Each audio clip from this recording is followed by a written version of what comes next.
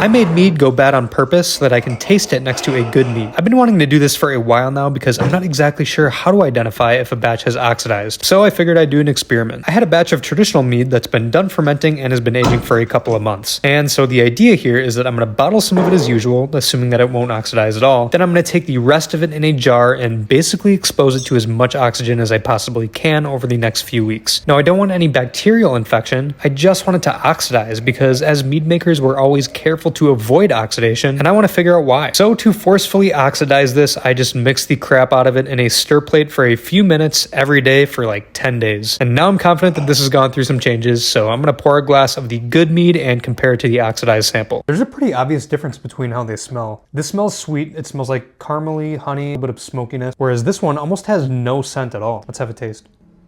Okay, yeah, this just tastes like a pretty standard traditional mead. Well-rounded, full-bodied honey is how I describe this. Okay. It's weird because they're similar in terms of flavor. This one is just way dialed down. It's almost as if oxidizing this just totally reduced all of those flavor compounds. It just tastes kind of stale and bland. If anything, I would just say this is more similar to like a bland white wine. Well, this would be totally identifiable as a mead with the full-bodied honey characteristics. Honestly, that's pretty crazy though. I was expecting more like off flavors from this. I didn't get anything off. I just got less of the honey characteristics than this one. I would imagine that oxidation would have probably more of an effect on fruit meads. Yeah, that was super interesting.